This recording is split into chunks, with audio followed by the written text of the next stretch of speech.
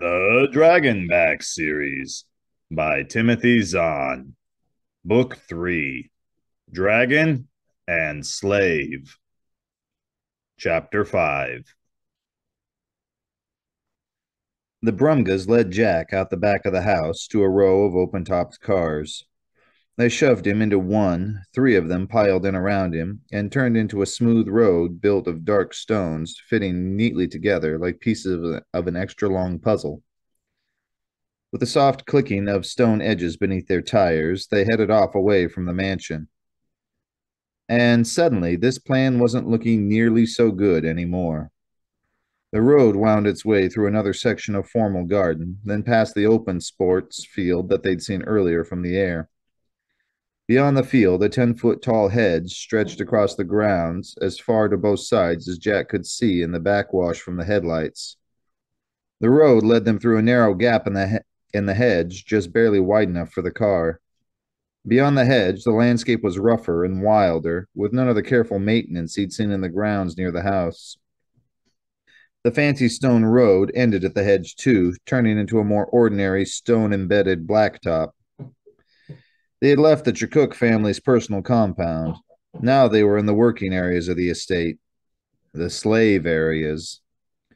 Jack stared out into the glow of the headlights, trying to remember the layout he'd seen from the SNA. But it was all rather vague in his mind. His plan had always been to get into the main house, and once it was clear he wasn't going to get there by going over the wall, he'd mostly lost interest in the grounds themselves. But Dracos would have paid attention, he knew. The Kadar warrior was very good at details like that. That would help. He only hoped it would help enough. They were coming up on the edge of the forest when the headlights finally picked up a group of buildings ahead. At first glance, the setup reminded Jack of the Wynyard's Edge training camp, with a couple of long barrack-style buildings mixed in with a few other structures of different shapes and sizes. But at second glance, it was clear this was a very different sort of place. The paint on the buildings was peeling badly, and in many of those spots, the bare wood was discolored and rotting. The steps leading up to the various doors were rough and unfinished, some of them with the bark still attached to the wood. The overall construction was poorly done, too. Not all the boards seemed to fit right, and there were gaps in places where the boards had been too short or else had rotted away. The car turned a little to the left as they approached the cluster of buildings, and its headlights swept across and then steadied on a group of what looked like three metal packing crates set out in the middle of the wide circle of sand. One of the Brumgas sitting behind Jack tapped his shoulder with a finger the size and weight of a wrench.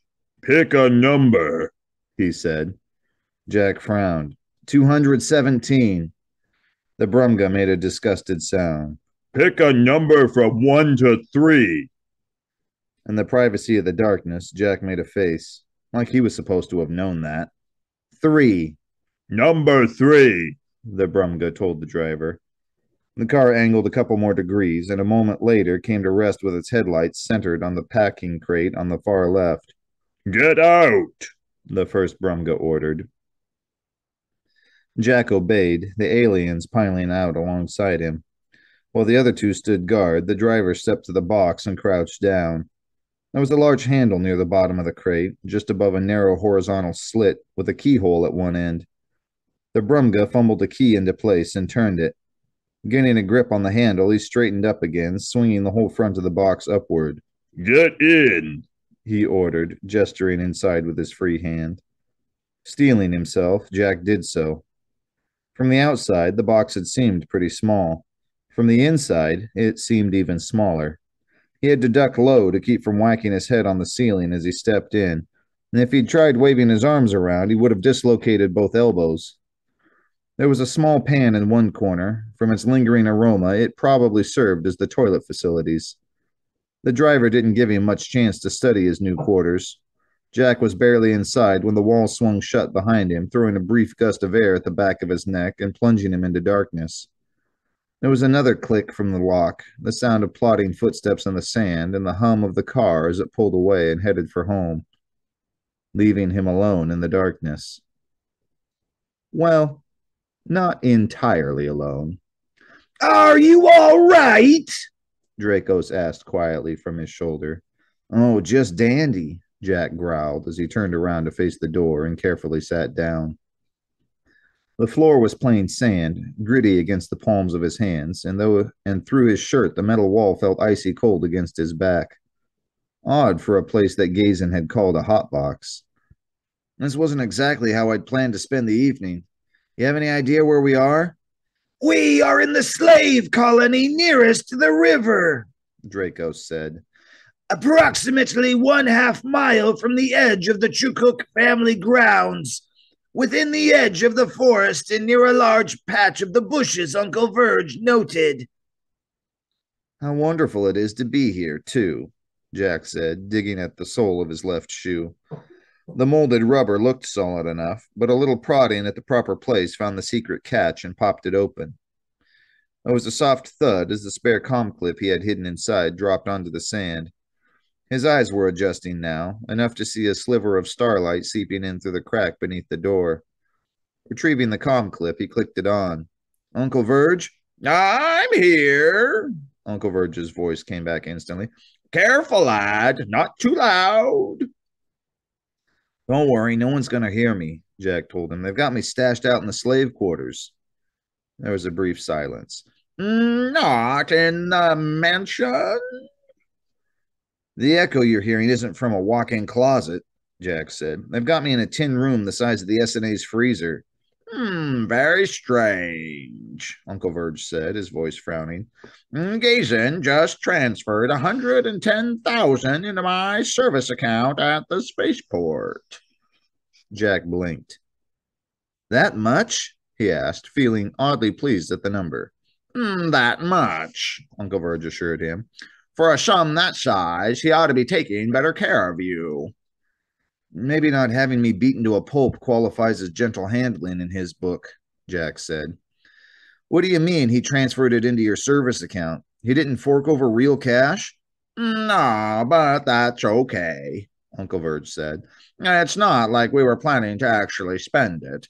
But I'm a little concerned about your situation.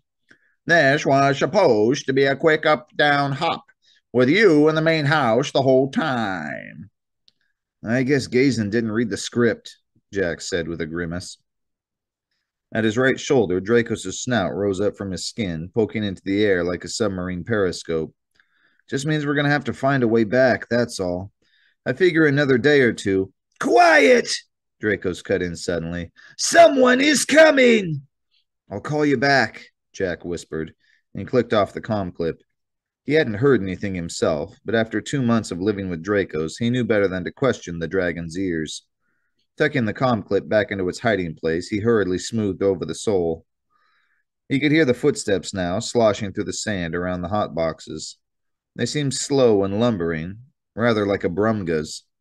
Uneasily, he wondered if Gazin had decided to send someone to beat him to a pulp after all.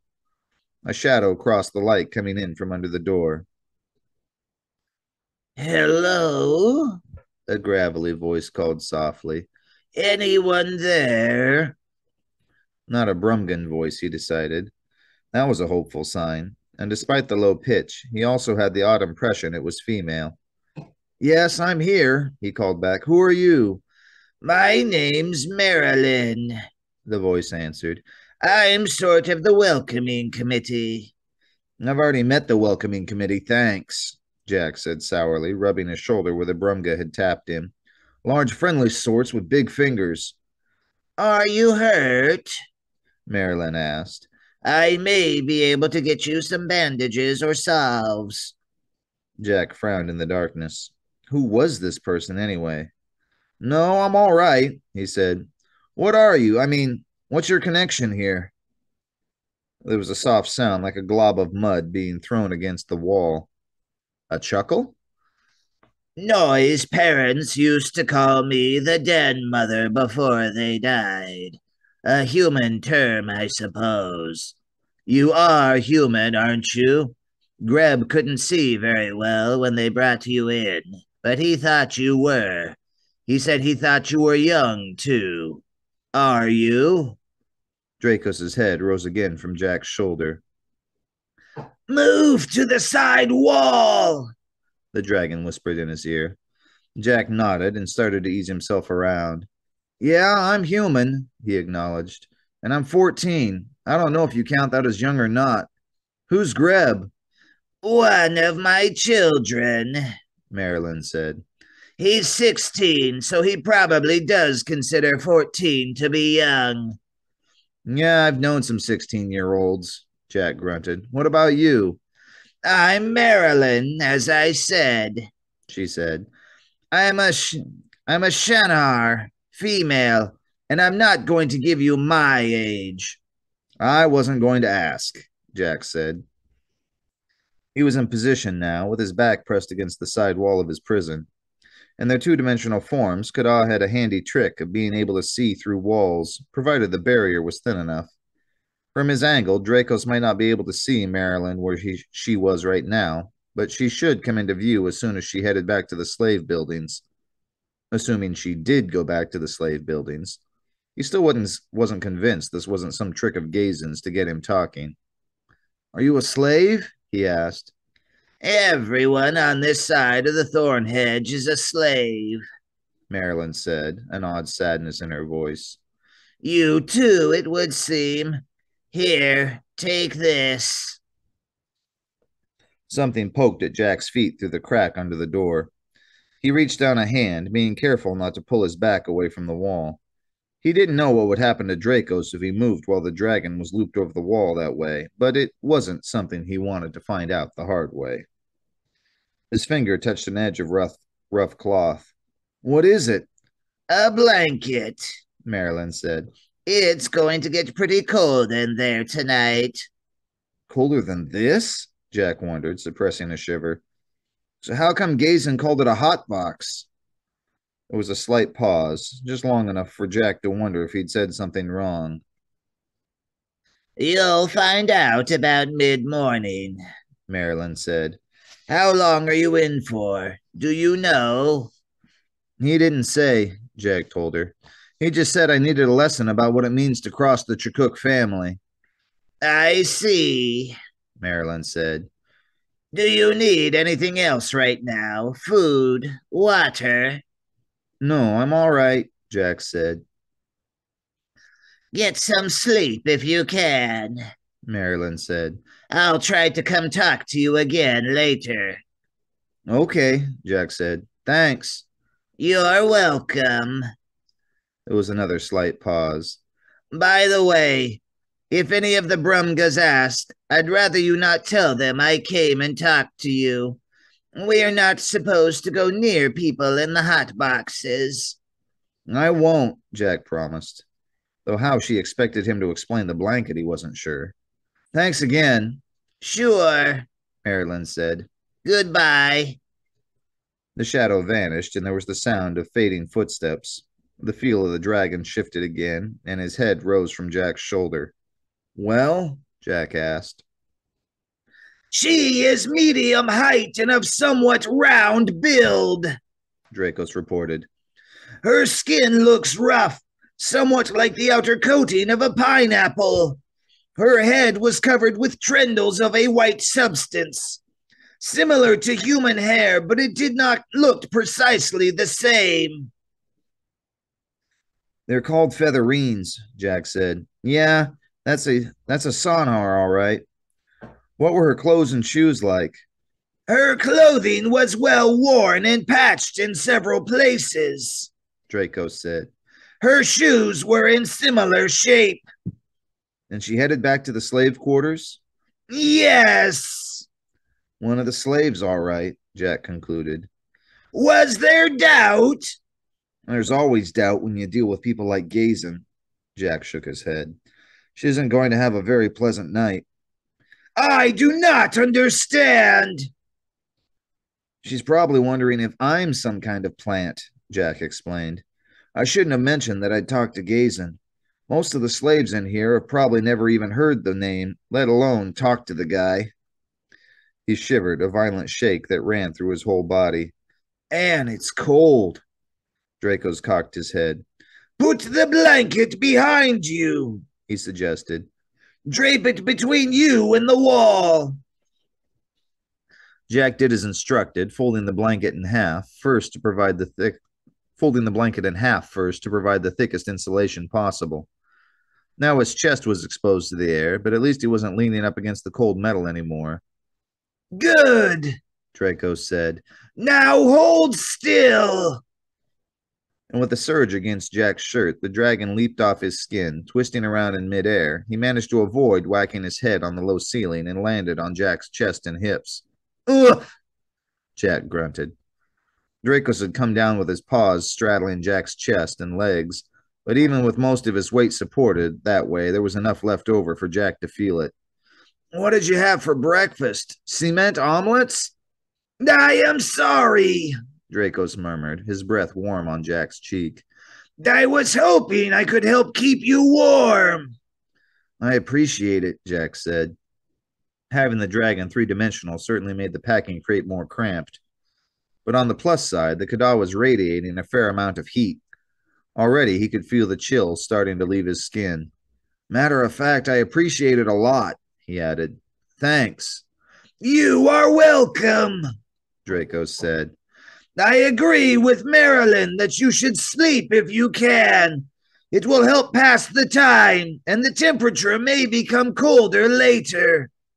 Good point, Jack said, swiveling his shoulders and hips into the most comfortable positions he could. See you in the morning.